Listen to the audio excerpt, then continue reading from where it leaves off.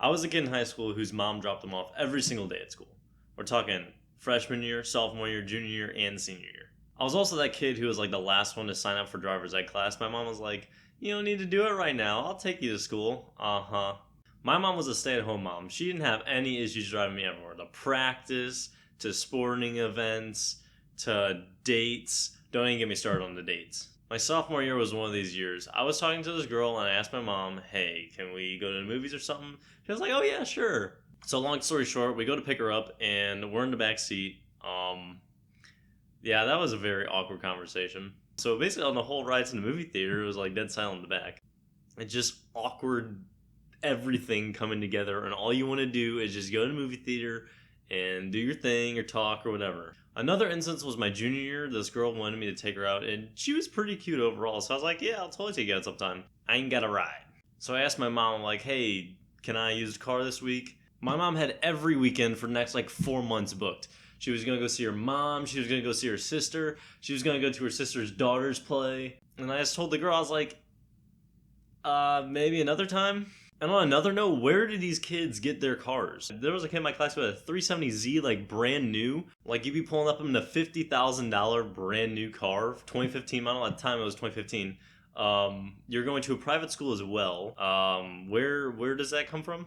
Unfortunately for me, my parents never bought me a car, so I was carless all my high school years and going into college my first year as well. There's also those kids who know nothing about their car. I remember one time it was pretty snowy outside. This one guy was taking me to soccer practice and he was in his Subaru. This kid's like, "No, I'm scared to drive out in the snow." Bro, your car is 4-wheel drive. You got the Subaru all-wheel drive. Like, what? So yeah, basically everyone had their own or their parents' car, and I was a car enthusiast. I would always look up like Mighty Car Mods videos or watch Top Gear all the time. I was so ready to get my own car. Unfortunately, I had to wait 4 years. This Carless Life continued all the way until this past summer, at the very, very end of the summer, and that's when I finally got my Miata. So for those of you that don't know, I worked at Target, and I still work at Target right now.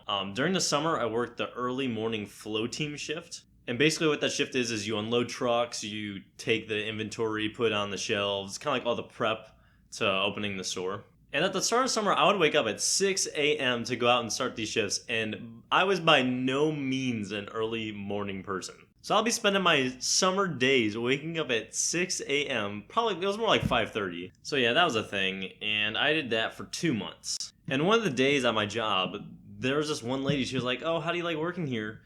And I was like, "You know what? It's not bad. I have nothing to complain about." Literally 30 seconds later, my manager walks up to me and says, "Hey, are you okay for the 4:30 shift?" This shift was at 4:30 in the morning.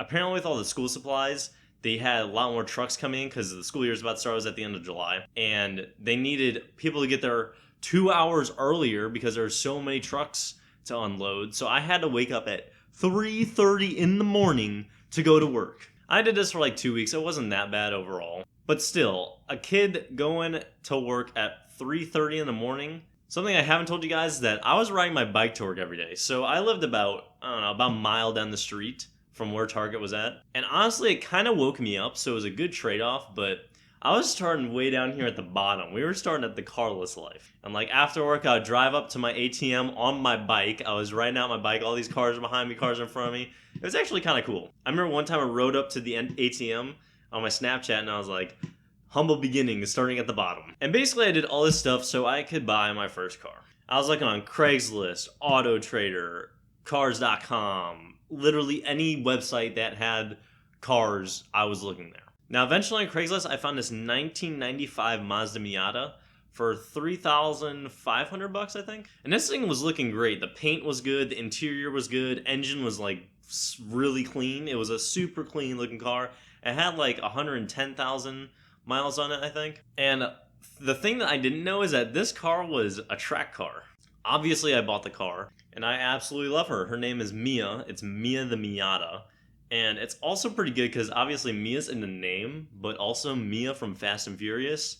Oh yeah, you know I'm putting that in there. And it's funny now because all those kids in high school that were driving those cars don't really own a car. By the way, there she is, waiting for me. I think I'm going to go for a drive now.